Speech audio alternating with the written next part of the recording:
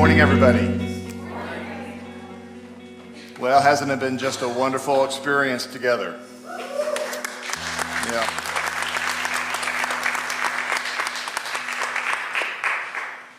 Today we're going to continue our Signs and Wonder series. Yes, rolling planes, it does appear that we're pretty much along the same sermon path. You call yours miracles, we call our signs and wonders. You call yourself Methodist, we call ourselves Church Requel, but it all works out. Today we're going to take a look at one of Jesus' most famous miracles. The night that Jesus walks across the lake on top of the water in the midst of a great storm. Now this is talked about in 3 of the 4 Gospels, including the Gospel of John, chapter 6, which is where we have been, Church Requel, and where we'll continue to be up till Easter.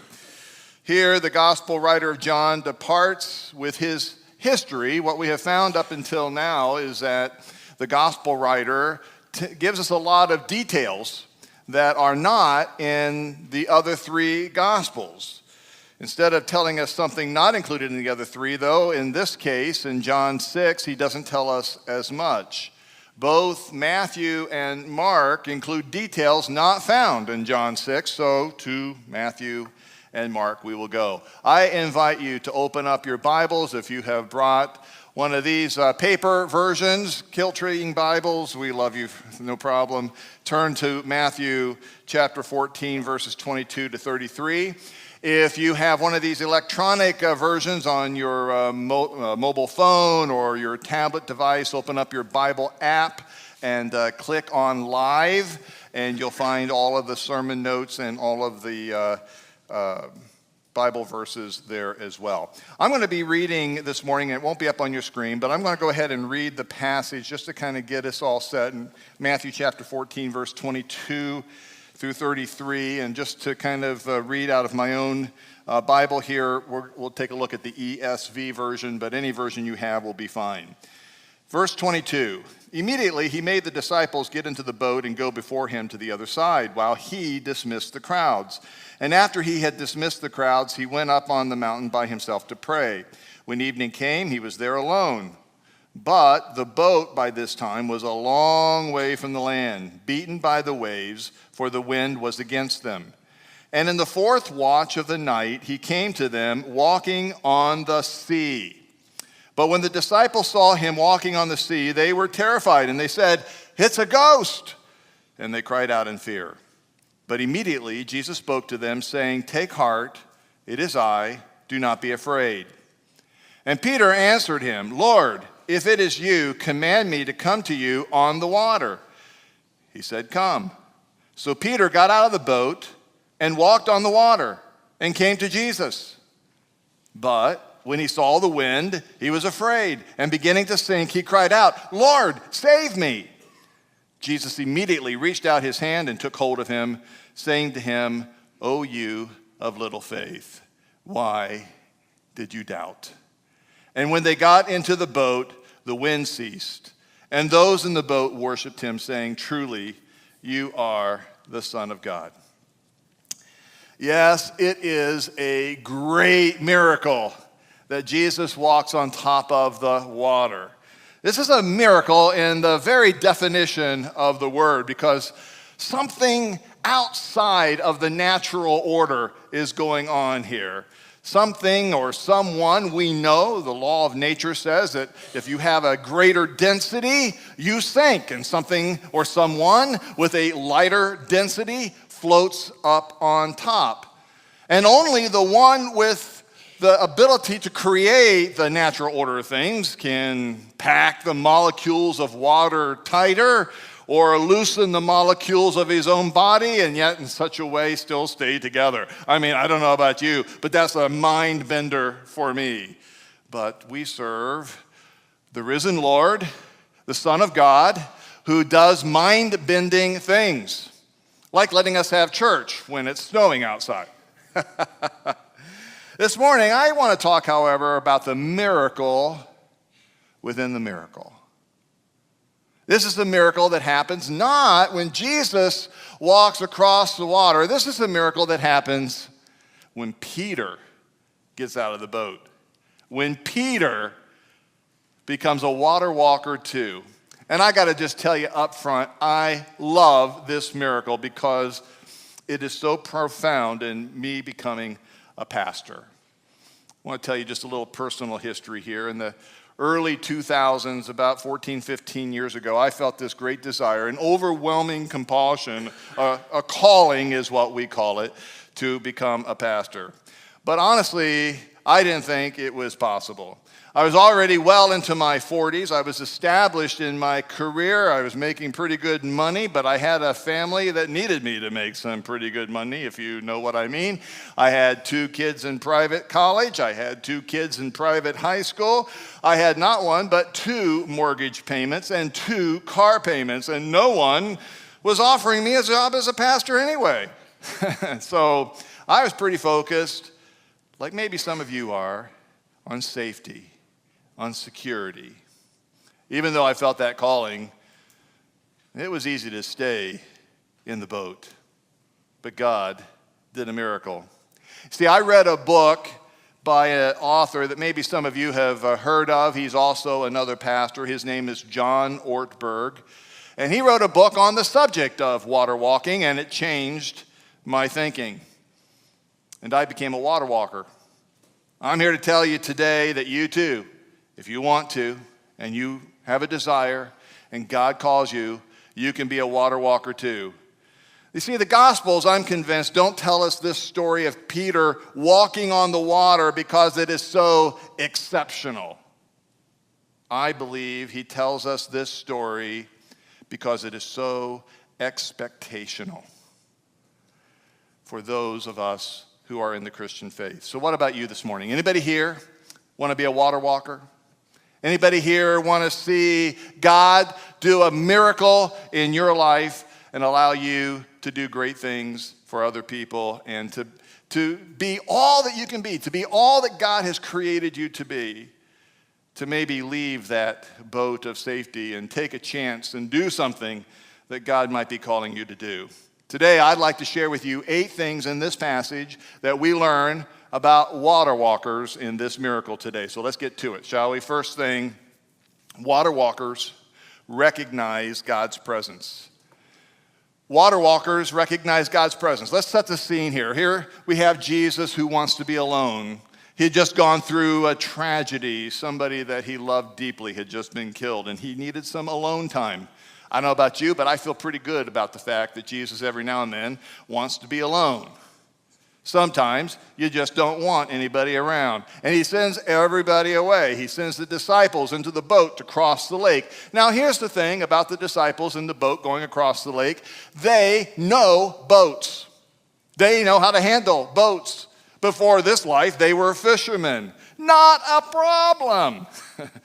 And along the way, a storm brews up. And not any minor squall, mind you. Matthew here tells us that they were tormented by the waves.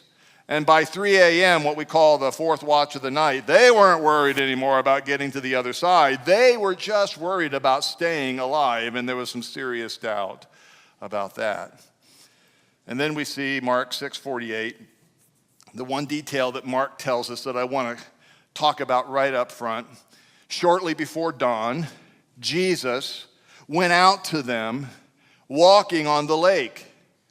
And here's the detail that we only find in Mark. He was about to pass them by. Now they think he is a ghost, and they really can't even tell at first that it's Jesus. Only Mark gives us this unique detail that he was about to pass them by.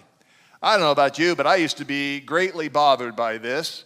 Because did not Jesus care about them?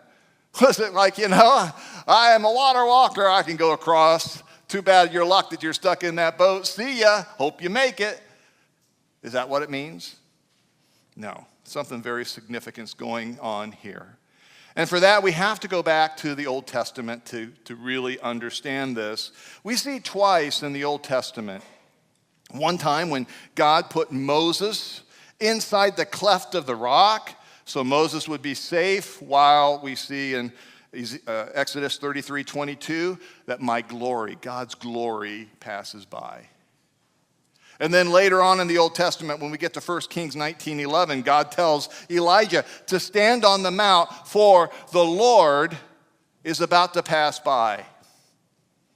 And in each of these stories, God had to get people's attention.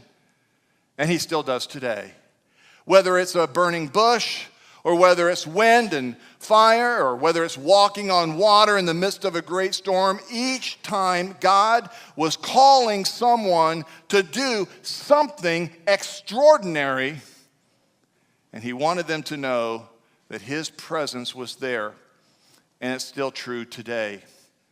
When you are feeling like God might be calling you to do something extraordinary, the very first thing that you have to know if you want to be a water walker is to recognize God's presence. Because without God, none of this happens.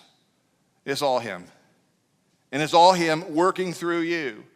It isn't your power that accomplishes great things, but it's God's presence within you.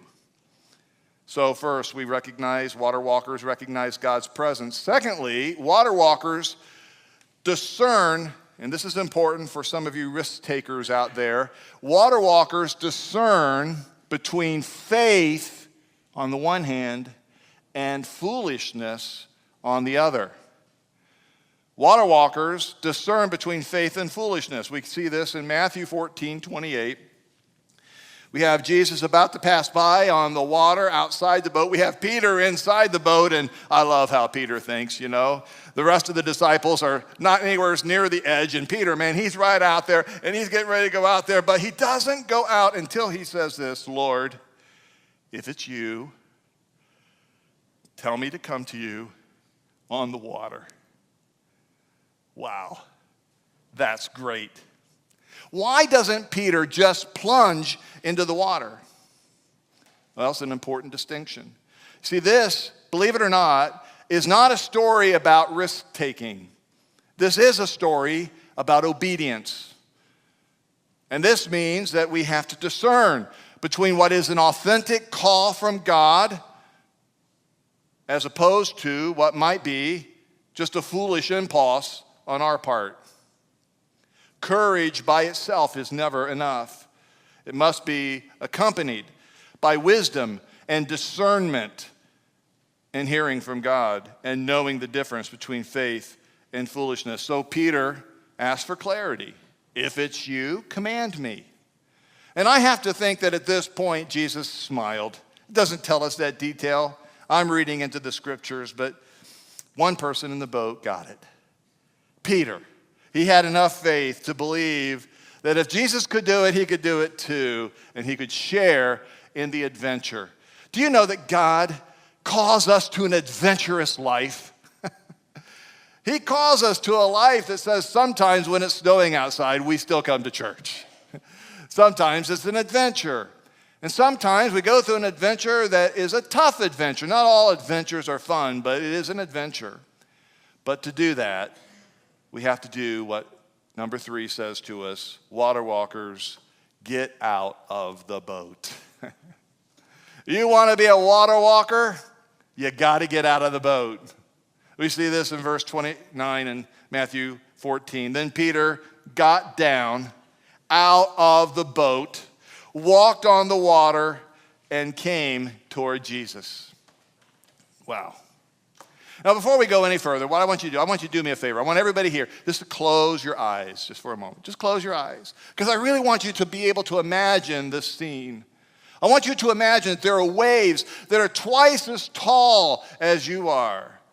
And you're surrounded by seasoned professionals who have seen it all, but they are frightened. They're worried about capsizing, and you can almost smell their fear. Imagine the waves. Imagine the wind. Imagine the darkness of night. And now imagine you don't have any Dramamine. All right, you can open your eyes for a moment. Yeah, it would be tough enough to walk on the water, right? When the water is calm, when the sun is bright, when the air is still. But what about when the waves are crashing? What about when there's a gale force wind?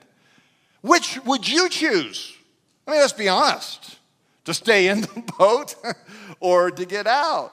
The boat is safe and secure. Maybe not exactly comfortable, but it seems a lot more comfortable than being out there. The water is rough. Now, here's my question for you this morning, especially if you've been feeling God calling you to do something that would be adventurous, and you know that God is calling you to take that step. You know that God is asking you to get out of that boat. What is your boat this morning? What is it that you are clinging to as a symbol of your security? What is it that keeps you apart from God himself? You see, inside of every single one of us, I believe there is someone who wants to get out and walk on the water. Inside of every single one of us, there is a real person, a real man, or a real woman who God has created to leave the routine existence of life, to abandon ourselves to the high adventure of following God. But what is your boat? What is holding you back? Your vocation? A good paying job? A relationship that you just don't feel like you can risk? Some secrecy that's in your life that you don't think you can expose? Or maybe you're having some deal of success in some other area of your life that's different than what you feel God is calling you to. Or maybe it's a church that you're a part of, even here at Church Requel, and you feel like God's calling you to do something else, but it's safe here. Or maybe it's a location. Maybe you just like being here in Mansfield, and there's someplace else that God is calling you to. But it's safe and secure. Family is here. If you want to walk on the water, you got to get out of the boat. And for some of us, we just probably need to stop the sermon right here. Maybe for some of you, you need to just kind of circle this and put a star next to it and say, hey, what's my boat? What do I have to get out of? But you know what? When you get out of the boat, number 4, water walkers expect problems. Yep, problems. So Peter, right? He's there. He kind of puts one leg over the side, then the other leg over the side, and he's holding on maybe with white knuckles, and then he lets go. And I'm sure, if we got real honest about this, I'm sure that the other disciples are thinking to themselves, I can't believe what Peter is doing. There goes Peter again, shouting off his mouth again. Another fine mess Peter's got himself into. But then, Peter lets go. And he takes a step toward Jesus on the water. For the first time in history, an ordinary human being is walking on water. But then we come to verse 30, Matthew 14:30. But when he saw the wind, stop there. Do you know how he saw the wind? He took his eyes off of Jesus. He can be looking at Jesus or he can be looking at the wind, but you can't be looking at both. And then he saw the wind. And we all get this, right? You've been here. You know this is true. You take a step of faith, a new adventure full of hope. Maybe it's a new job. Maybe it's a new step inside of the area of your spiritual giftedness. Maybe you're trying to serve God in a new way. And at first, it's all good. It's all beautiful. But then, inevitably, reality sets in. Setbacks, opposition, unexpected obstacles. You see the wind. I want you to understand something. When you take a step of faith, when you become a water walker, when you say to God, I want you to do miraculous things in my life, sometimes we get the mistaken idea that if we take that step of faith, that our problems are going to be resolved because we have rested upon Jesus, because we have placed our faith in him. But I want you to know that the problems are still going to be there. And because of the problems, many of us stay in the boat. But I have news for you this morning. And this may be revolutionary for some of you. The boat isn't really any safer. Many of us suffer from something that I like to call risk lock. risk lock. It's kind of like gridlock, but it's gridlock to avoid risk. You know, I know that some of you can identify with this. There are mornings, I will just admit, when I don't even want to get out of bed. Right? Have you ever had a morning when you just say, I just want to put the covers here. If I could just stay here today. Right? I mean, what could be safer than being in bed? Risk lock. But you want to know what? You can't stay home in bed. Did you know this? I learned this in studying for this talk today. Each year, 500,000 Americans, get that, 500,000 people every single year require emergency room treatment from falling out of bed. There is no such thing as a risk-free anything. There is danger in getting out of the boat, but there's also danger in staying in the boat. Expect problems. And that leads us to number 5.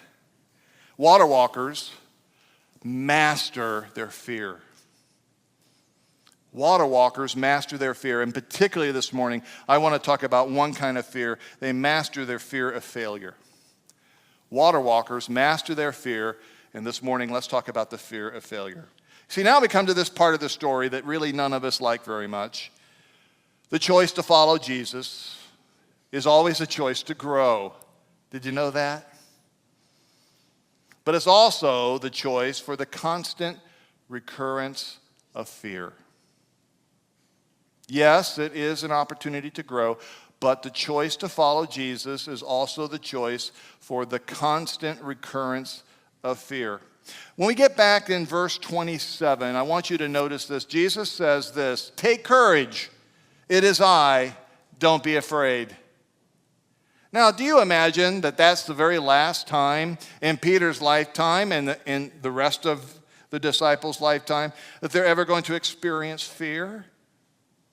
No, of course not. It happens all the time. Every single time we get out of the boat. You don't get out of the boat just once. If you're a Christ follower and you're obedient to Christ, you're going to be stepping out of the boat over and over again in your life, and every single time you're going to experience fear. And so we see here in the rest of verse 30, Peter saw the wind, and he was afraid, and he began to sink. He cries out, "Lord, save me." I want to talk to you just for a moment about some very deep truth about water walking. Fear never goes away. Every time that you want to grow, every time that you take on new challenges, you're going to experience fear again. Fear and growth go together like macaroni and cheese. They're like two sides of the same coin. It's a package deal. And this means that to be a Christ follower, some of you have to hear me here. To be a Christ follower, you're going to have to renounce comfort as the ultimate value in your life. Think of it this way. Do you know what the best-selling chair is in America? It's the lazy boy chair, right? It's not the risky boy. It's not the work-ar boy. It is the lazy boy. We have another word for it. We call it being a couch potato. And the other disciples that's around Peter, we might call them boat potatoes. They're staying in the boat. Don't mind watching you step out. Don't mind you walking in the water, but we kind of like to watch you from the comfort of our boat. Don't mind watching, just we don't really want to actually do anything ourselves. Can I ask you a question this morning? If you're honest. How many of you might actually be pew potatoes today? I want you to know God is looking for men and women who are willing to step out of the pew, who are willing to pray, "I may be small potatoes to you, Lord, but I want you to know this spud's for you."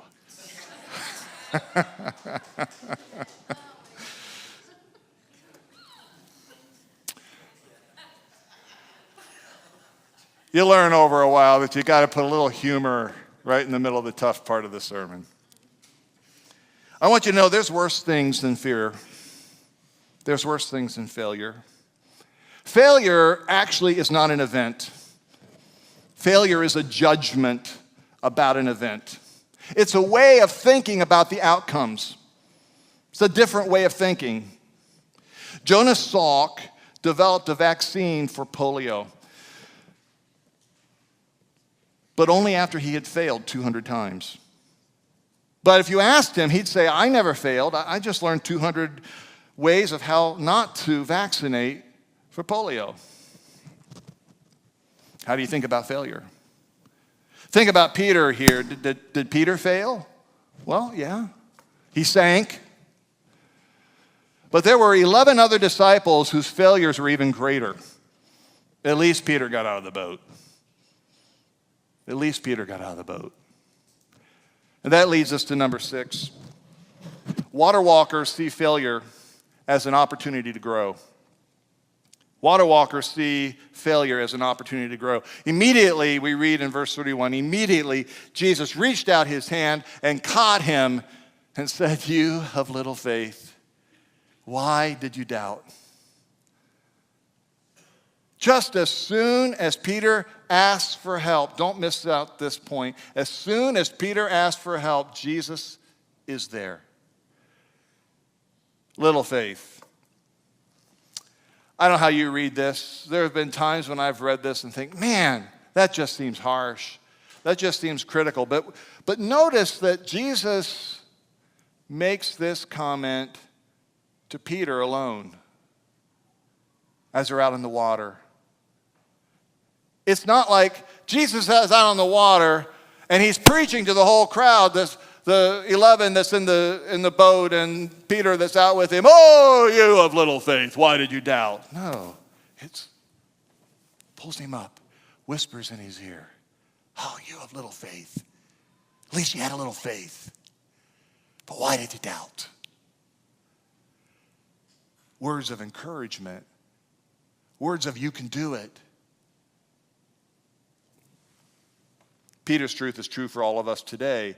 Whether Peter sank or water walked depended upon whether he focused on the storm or whether he focused on Jesus. And ultimately, his willingness to risk failure, to sink, that helped him grow, that helped him to help us this morning to know how to think about this. You see, we hate to fail. We hate to fail. We hate for other people, even worse, we hate for other people to see us fail. But Peter, he put himself out there and he risked failure. But he also put himself into a position to grow. Failure is indispensable, irreplaceable part of learning and growing. And failure does not have to shape you. Your response to failure will shape you, but not the failure itself. And then number 7, water walkers learn to wait on the Lord. Water walkers learn how to wait on the Lord. This story about risk is also a story about waiting. I don't know if you've thought about this or not, but the disciples had to wait in the storm until the 4th watch of the night before Jesus ever came to them. They were out there in that storm for a long time. And even then, it's not until we get to the very end of this passage that they receive what they have wanted all along. Here, verse 32, and when they, that's Peter and Jesus, when they climbed into the boat, the wind died down. Finally. Have you ever wondered, why didn't Jesus just calm the waves at first? Why did he wait? Well, here's one possible answer. Because the disciples, like us, need to learn to wait on God. There is great water walking power that we experience when we wait and see what God will do, even in the midst of the storm.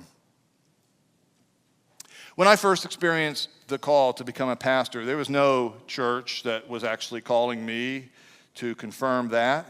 I had to wait. But in the process, I practiced a little water walking. And I have found this to be true. Peter is the exception. He was out in the middle of the big storm all at once. Jesus was right there. But for most of us, water walking is something that we start small with and then we grow with it. I had to wait. In the process, practicing a little water walking, I did what I could do from where I was at, taking advantage of the opportunities that came my way. For many years, I volunteered in a pastoral role with no compensation at all. And then a part-time position came for a few years when I worked part-time in the world and then part-time in the church. And then finally, a church calls me, full-time ministry.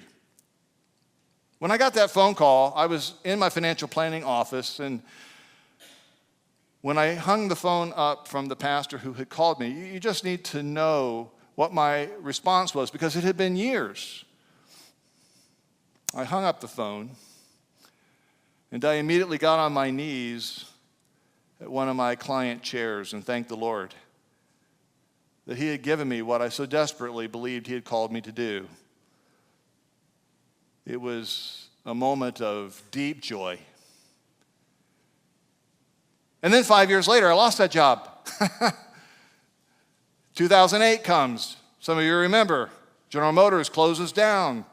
Mansfield and the rest of the economy kind of go into a tailspin. And everybody's cutting back, including churches. Lord, what are you doing? I thought you called me here. Now I've given up that safe boat that I thought I could get back into. Now I got no boat at all. But you want to know what?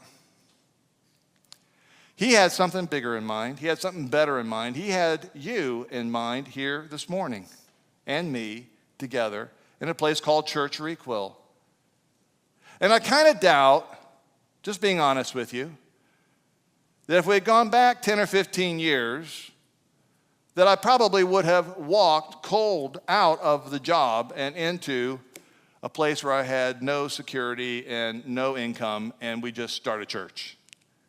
But God has a way, if you are called, God has a way of helping you get to where he wants you to be. To do a little bit of water walking. I'd like to invite our praise team to come back up. Before we get to this 8th point, I'd like to talk to you just a little bit. You come on up while I'm talking, guys. Don't be afraid. Water walkers, number 8, experience a deep, deep connection to God when they walk on the water, when they take the risk, when they follow God, when they're obedient. We come to the end of this passage in verse 33. Then those who were in the boat worshiped him, saying, "Truly, you are the Son of God." And here we come full circle. Water walkers start with recognizing God's presence. That was our very first point. Do you remember that? But they finish, if they do this, they finish with a deeper, worshipful connection with God.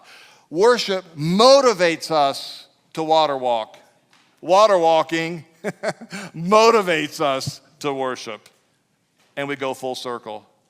I don't know about you, but every single time that I have taken that step of faith to do what God has called me to do, and I come back into a gathering like this and we worship together, isn't the worship sweeter for you when you know that you have been obedient in doing what God has called you to do? I want you to know this morning from the bottom of my heart that God is still looking for water walkers. So what about you this morning? When's the last time you got out of the boat? When's the last time you answered the call to get out of the boat? Because it'll involve crisis, it'll involve opportunity, it'll involve failure, it'll involve fear. It always involves a task that's too big, but there is no other way to experience growth in your faith in Christ than to be obedient. I'd like our team to lead us in one more worshipful song before we go downstairs to eat together. I'd like you to stand up, and I want you to respond how God is leading you to respond this morning. If you are feeling like you just need to pray, then don't sing, just pray. If you feel like you just need to be worshiping this morning, then you put your hands up and you worship. If you feel like you want to sing, then you sing. But let's respond to God. And I pray, my heart for you would be that you would pray, Lord, whatever you're calling me to do, that's what I'm going to do. I want to be a water walker for you.